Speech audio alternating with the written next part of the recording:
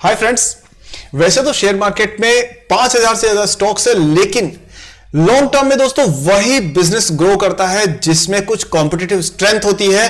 और आज मैं बात कर रहा हूं दोस्तों 250 टाइप्स के पेमेंट्स को एक्सेप्ट करने वाली इंडिया की third largest payment service provider CC avenues की, यानी कि उसकी पेरेंट कंपनी इन्फीबीम एवेन्यूज की। इस वीडियो में दोस्तों हम पूरा एनालाइज करेंगे इन्फीबीम को और जानेंगे कि एक इन्वेस्टर के तौर पे आपको इसके बिजनेस मॉडल में क्या खास बात समझ में आनी चाहिए, कितना इसमें पोटेंशियल है, आने वाले 5 साल या उससे ज्यादा अगर आप इन्वेस्टेड रहते हैं तो कैसे रिटर्न्स आपको देखने को मिल सकते हैं, और साथ में दोस्तों इसमें क्या पॉजिटिव है क्या नेगेटिव है, ये सब कुछ आपको समझ में आएगा। वीडियो के लास्ट तक आप साफ तौर पे जान जाएंगे कि इन्फीबीम एवेन्यूज में इन्वेस्टमेंट का कितना पोटेंशियल है। सो दोस्तों स्टार्ट करते हैं ये बहुत ही इंफॉर्मेटिव, इंपॉर्टेंट और रिसर्च बेस्ड वीडियो जो मैं आपके लिए हमेशा लेके आता हूं। लेकिन फायदा तभी है जब वीडियो को आप पूरा देखें, कुछ नया सीखें और एक समझदार इन्वेस्टर बने। सो दोस्तों शुरू करते हैं सागरनोमिक्स ऑफ इन्फीबीम।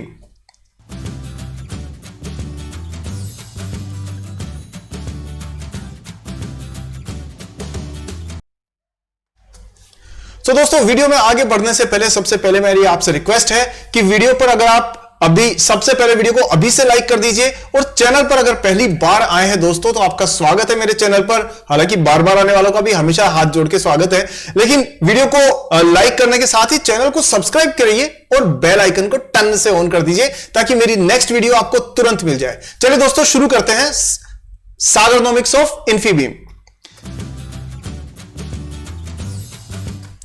आपके स्क्रीन पर दोस्तों इन्फीबीम का इन्वेस्टर प्रेजेंटेशन है, लेकिन सबसे पहले मैं आपको इस कंपनी के बेसिक बैकग्राउंड के बारे में कुछ बता देना चाहता हूं। फिर हम लोग चलेंगे इसके प्रेजेंटेशंस पे, फिर फंडामेंटल्स, टेक्निकल्स, ये सारे स्टडी हम लोग इसके करेंगे। सो स्टार्ट करते हैं सबसे पहले कंपनी के बैकग्राउंड से। तो आप देख सकते हैं कि ये इन्फीबीम जो है वो पेमेंट गेटवे प्रोवाइडर है और 250 यूनिक पेमेंट ऑप्शंस के द्वारा 27 इंटरनेशनल करेंसीज में ये पेमेंट्स प्रोवाइड करती है। अब आप इसका स्कोप देख सकते हो, इंडिया की one of the biggest payment aggregator है मान के चलिए। कंपनी का ब्रांड सीसी एवेन्यूज। अगर देखो, मैं अगर आपको ये कहूं कि वैसे आप ना कभी पुरानी हिस्ट्री में थोड़ा सा देखिए, आपने कभी आईआरसीटी से टिकट बुक करवाया होगा रेलवे का, तो आप देखिएगा कि पेमेंट गेटवे जो है वहां पर होता है सीसी एवेन्यू मेजरली। या आपने कोई ई कॉमर्स अमेजॉन, फ्लिपकार्ट या कोई और ई कॉमर्स में अगर आपने ट्रांजैक्शन किया हो तो आपने देखा होगा कि 3-4 बड़े बड़े पेमेंट गेटवे प्रोवाइडर्स हैं, उनमें से एक है सीसी एवेन्यू। तो सीसी एवेन्यू आपको लगभग हर जगह मिल जाएगा। और दूसरी बात खास ये है दोस्तों कि जो गवर्नमेंट के जो ट्रांजैक्शंस होते हैं उनमें भी सीसी एवेन्यूज का एक बहुत बड़ा रोल है। तो चाहे आपने इलेक्ट्रिसिटी बिल जमा करवाना हो, पानी का बिल हो, गैस से रिलेटेड कोई ट्रांजैक्शंस हो, गवर्नमेंट के जितने भी ट्रांजैक्शंस होते हैं उनमें भी आपको आमतौर पर CC Avenues as a payment gateway provider मिल जाएगा। सो ये इस ब्रांड की ताकत है कि इसने प्राइवेट सेक्टर की कंपनी होते हुए भी गवर्नमेंट के साथ भी एक अच्छा टाई अप किया है।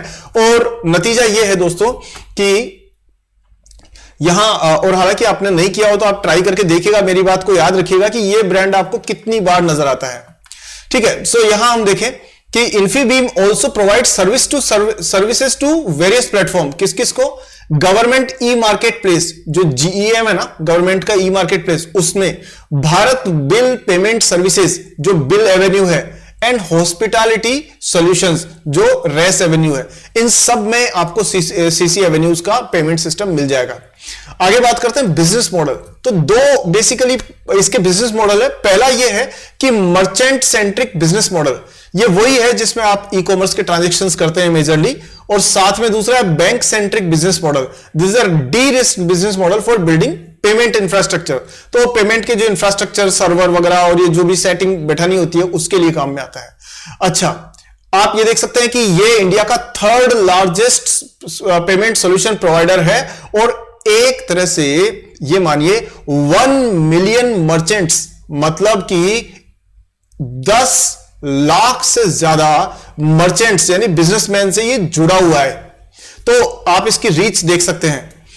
साथ में और सर्विसेज है डिजिटल पेमेंट से प्रोवाइड करते हैं, पेमेंट एक्वायरिंग की फैसिलिटी प्रोवाइड करते हैं, और इसमें 250 के मेथड्स हैं, 250 प्लस, जिसमें debit card, credit card, net banking, wallets, EMI, UPI. हम तो अधिकतर 3-4 यूज करते हैं ना, लेकिन ये लोग तो 200 से ज्यादा देते हैं। अब आप देखिए, इसके अलावा दोस्तों ये प्रोवाइड करते हैं रेमिटेंस की सर्विस। अब रेमिटेंस की सर्विस क्या होती है कि कुछ हमारे जो मित्र हैं उनके परिवार वाले कहीं पर इंडिया से बाहर रहते होंगे, तो अगर वो कहीं जॉब कर रहे हैं तो वहां से अगर वो इंडिया में पैसा देना चाहते हैं, भेजना चाहते हैं, तो वो जो रेमिटेंस करते हैं, जो पैसा भेजते हैं, उसे रेमिटेंस कहते हैं, और उसके अंदर भी सीसी एवेन्यू ट्रांजेक्शन सर्विसेज को प्रोवाइड करती है। अब इसके बाद में दोस्तों इसके बाकी सारी चीजों में हम लोग ज्यादा डिटेल में ना जाए, लेकिन एक छोटा सा मैं आपको एक आध चीजें और बता देता हूं इसकी, कि 94% बिजनेस इनका आता है डोमेस्टिक सेल से, लेकिन यूएई से इन्होंने 5% का रेवेन्यू लाना शुरू किया है, क्योंकि कुछ ही टाइम पहले इन्होंने यूएई यानी कि जो दुबई और उस साइड का जो रीजन है उसमें QR code based payment service शुरू कर दी है। आप समझ रहे हो क्यूआर कोड कितना फेमस है हमारे देश को ना, हम सबको ना गर्व होना चाहिए हमारे देश पर, क्योंकि पूरी दुनिया में जो यूपीआई है ना वो रेवोल्यूशन है। मतलब कि जो बाहर के राजदूत आते हैं ना यहाँ पर, फ्रांस के, इटली के, ये जो आते हैं वो भी आकर के जब बाजार में जाते हैं, हालांकि आपने भी वो कई छोटे वीडियोस वगैरह देखे होंगे कि सब्जी मंडी से जब वो कुछ पेमेंट कर रहे हैं तो यूपीआई से पेमेंट, दे वर शॉक्ड कि इंडिया में ऐसा हो सकता है। हम तो इंडिया को सांप सपेरों वाला देश मानते थे, but now India is reaching everywhere. So that's why I am telling कि सीसी एवेन्यूज यूएई से 5% बिजनेस लेकर के आ रही है। इसके अलावा दोस्तों इसके और जो बाकी के जो चीजें हैं वो तो है ही इसके अंदर, कैपेक्स। अब एक और इंपॉर्टेंट चीज मैं आपको बताऊंगा, और इसीलिए मेरी वीडियो कभी कभी लंबी हो जाती है, क्योंकि दोस्तों मैं ये नहीं चाहता कि कोई खास चीज आपसे मिस हो जाए।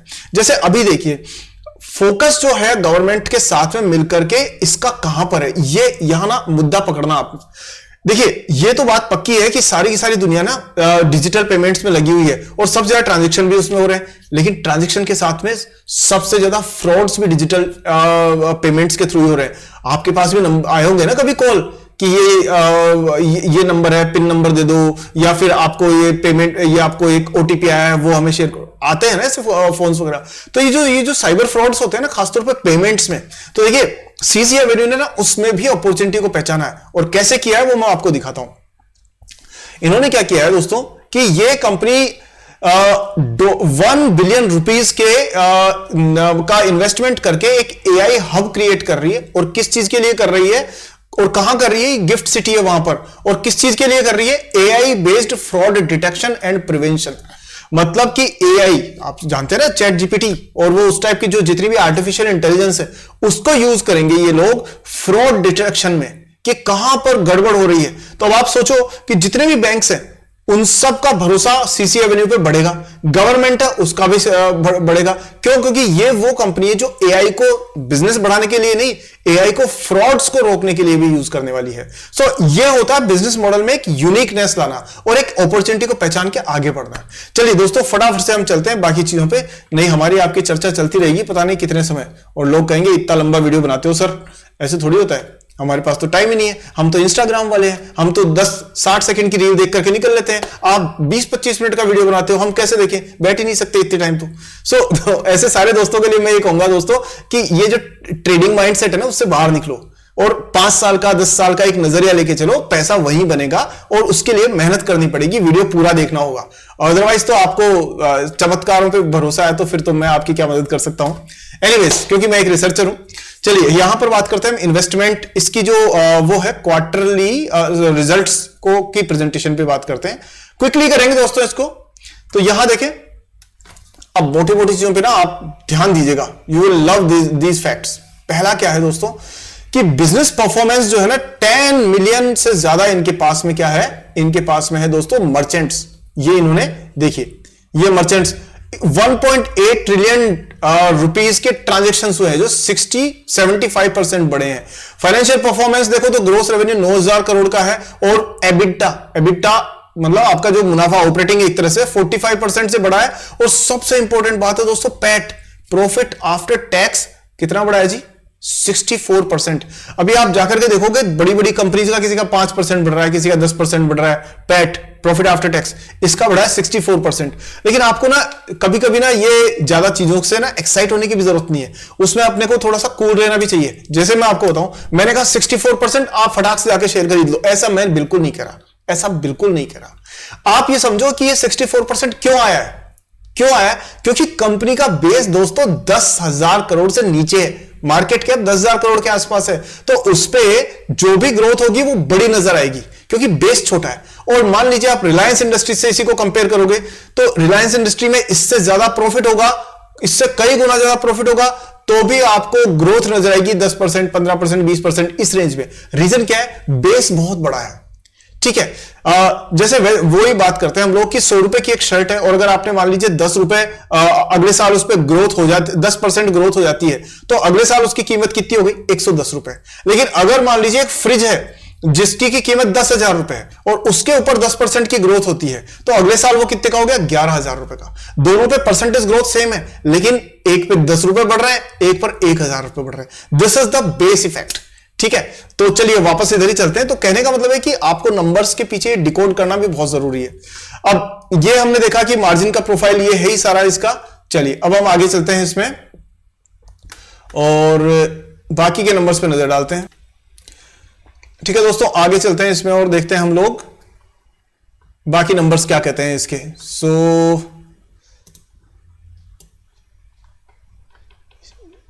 यहां आप देखेंगे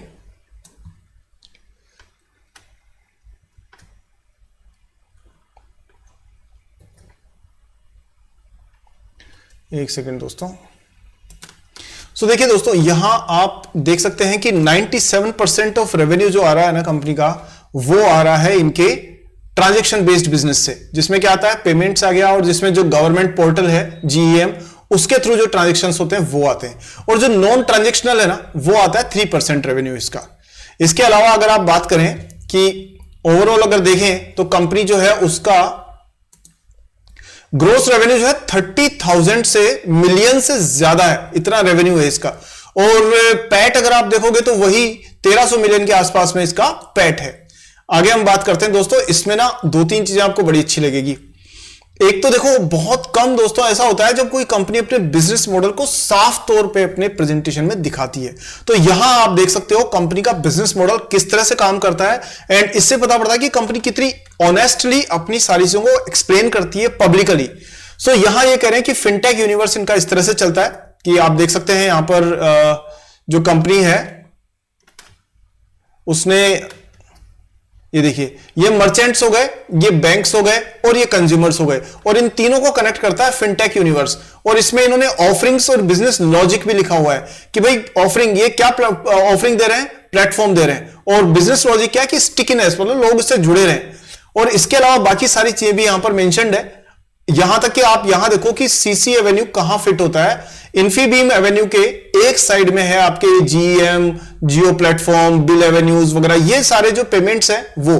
और दूसरी साइड में है आपके एक्सप्रेस सेटलमेंट्स वाले, जो सेटलमेंट्स, फाइनेंस वगैरह, इनवॉइस डिस्काउंटिंग, जो खासतौर पर बिजनेस में यूज होती है, और उन सबको कनेक्ट करता है इन्फीबीम एवेन्यूज। और उसका जो मेन जो पेमेंट प्रोसेसिंग है वो होती है सीसी एवेन्यूज के थ्रू।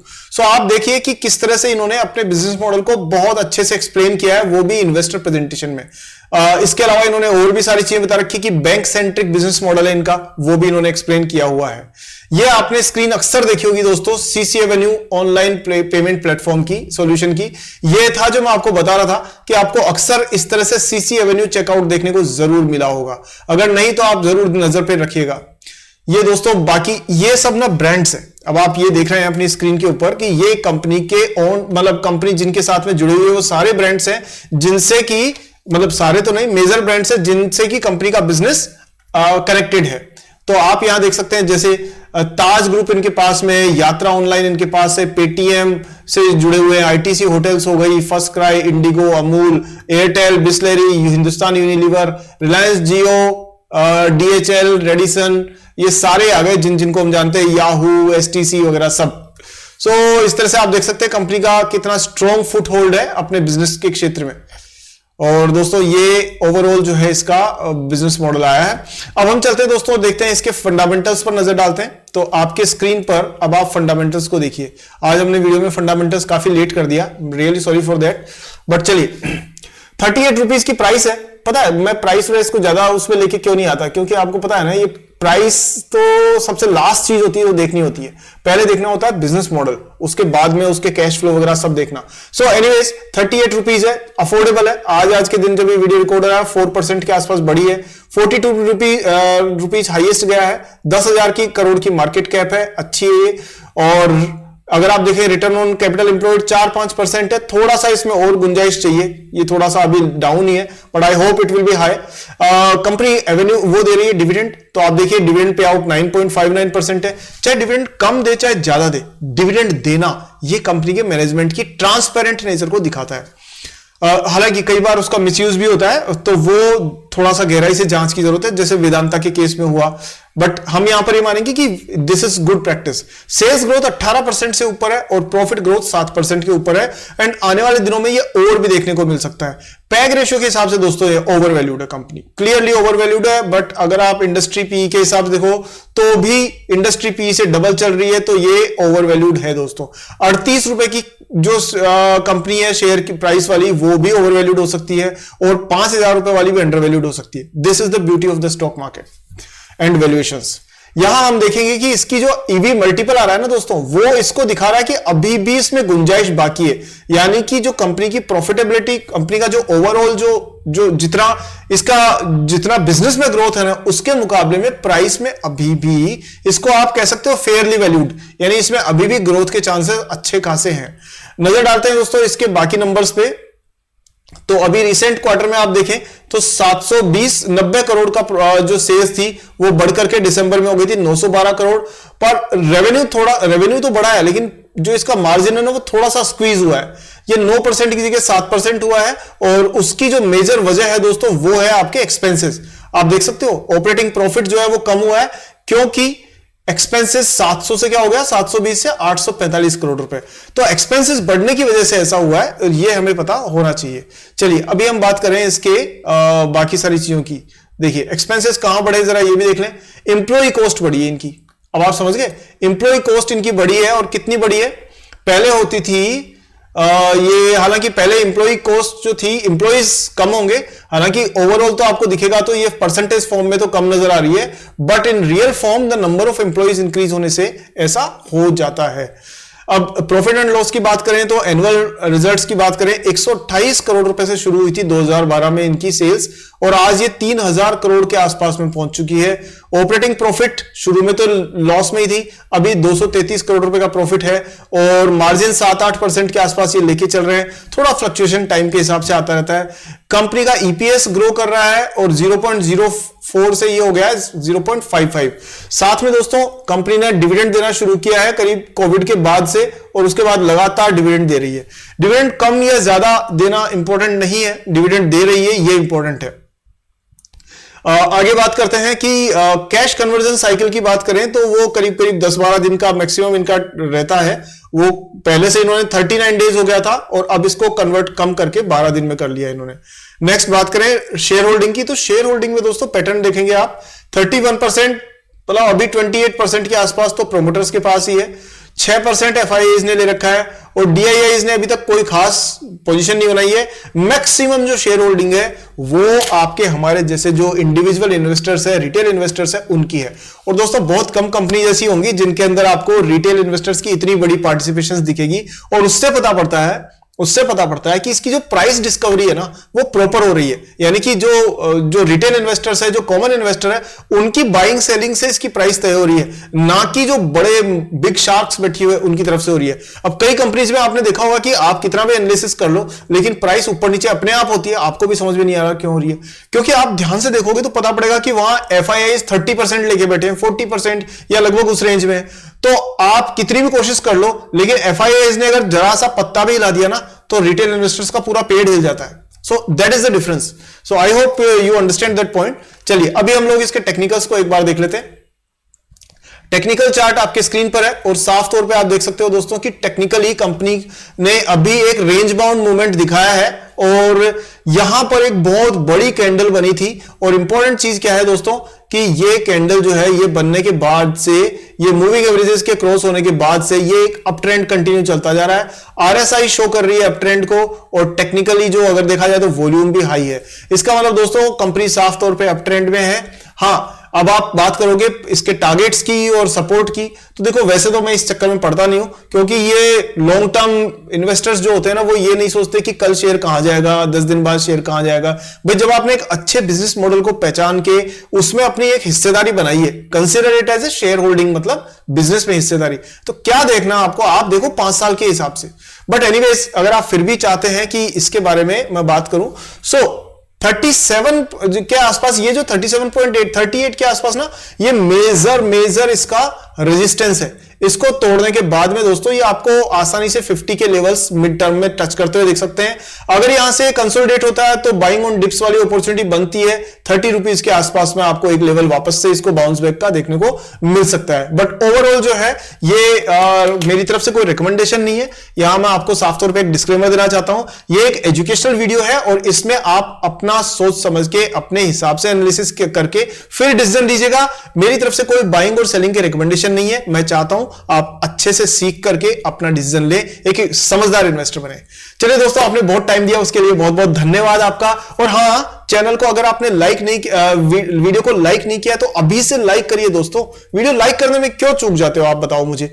और दूसरी बात, वीडियो को हमेशा पूरा देखना जरूरी है। साथ में चैनल पर पहली बार आए हैं तो आपको बेल आइकन को ऑन करके और चैनल को सब्सक्राइब तो करना ही है। और हाँ दोस्तों, ये मेरी तरफ से खास रिक्वेस्ट है कि दोनों काम आपको हमेशा करने, हमेशा हर वीडियो में, क्योंकि अगर आप नहीं करेंगे ना तो मेरा वीडियो बनाने का मन करना बंद कर देगा। मैं आपको साफ बात बता रहा हूं, मैं मेहनत कर रहा हूं ताकि किसी का फायदा हो सके और हर किसी का फायदा हो सके। पहला काम क्या करना है, वीडियो को लाइक हमेशा ही करना है और वीडियो को शेयर हमेशा ही करना है सारे दोस्तों के साथ में, सारे ग्रुप्स पे, व्हाट्सएप, फेसबुक, इंस्टाग्राम, टेलीग्राम, जहां मौका मिले सब जगह पर। और दोस्तों कोई क्वेश्चन है तो कमेंट सेक्शन में पूछिए, आइए बात करते हैं वहां पर, और आपका फीडबैक भी जानने को मिलेगा मुझे। सो दोस्तों, आपने इतना टाइम दिया उसके लिए बहुत बहुत धन्यवाद। अगले वीडियो में एक और एनालिसिस के साथ जल्दी मिलता हूं, तब तक के लिए ध्यान रखिए अपना। हैप्पी इन्वेस्टिंग, जय हिंद।